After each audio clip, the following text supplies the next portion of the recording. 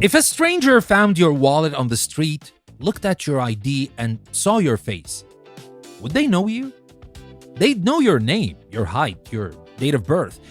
But would they have any clue about the weird way you laugh when you're tired? The specific ache you feel when you hear a certain song? Or the secret, wild dream you've never told anyone about?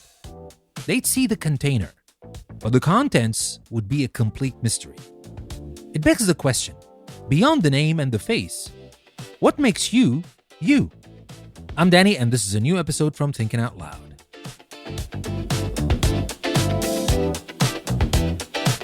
Now let's start with a puzzle that has been messing with philosophers' heads for thousands of years.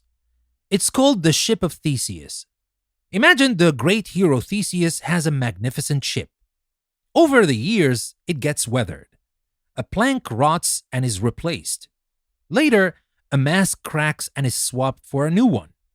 This continues for a century until eventually not a single original piece of wood remains. The question is this still the Ship of Theseus? Now let's bring this home. Your body is that ship.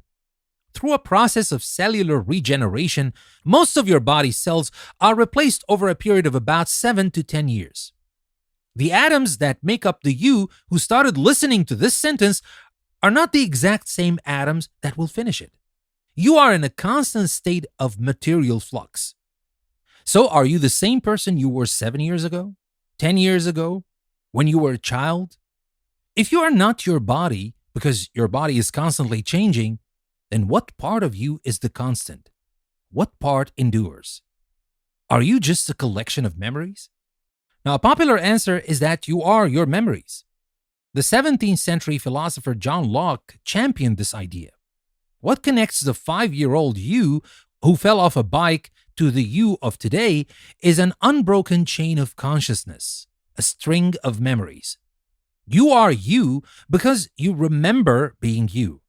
You remember the scraped knee, the taste of your favorite childhood ice cream, the awkwardness of your first dance, the pride of your first real accomplishment.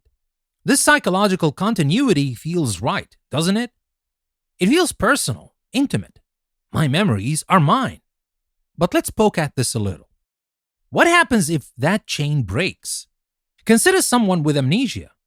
If they can't remember their past, have they ceased to be the same person? Their family and friends would certainly still see them as the person they love. But in their own mind, are they a new entity? A blank slate? And it gets even trickier. Our memories are notoriously unreliable narrators. We misremember, we embellish, we create false memories that feel as real as any other.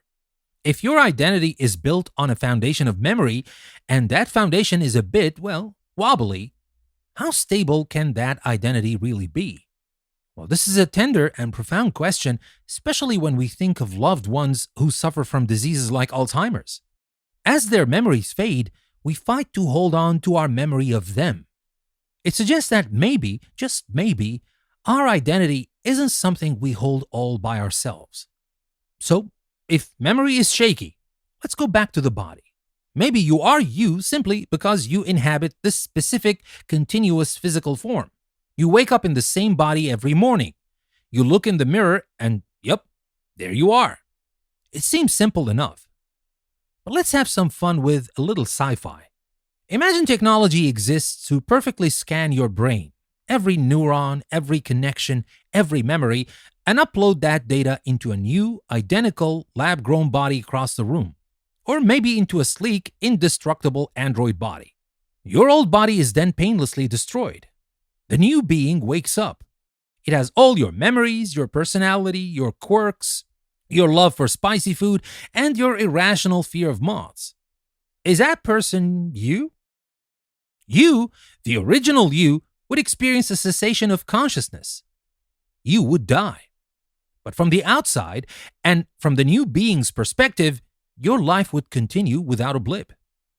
This thought experiment, called the teletransporter paradox, forces us to ask if our identity is truly just information or if it is inextricably tied to the physical, biological continuity of our brain and body.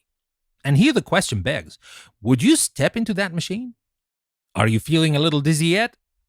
Like your sense of self is dissolving? Good. Now let's move on. Let's move to a more empowering and I think more beautiful idea. What if you aren't a thing at all? Not a body, not a brain, not a soul, but a process. What if you are a story? This is the narrative theory of self. It suggests that what makes you you is the story you are constantly telling yourself about yourself. You are the narrator and the main character of an epic that is your life.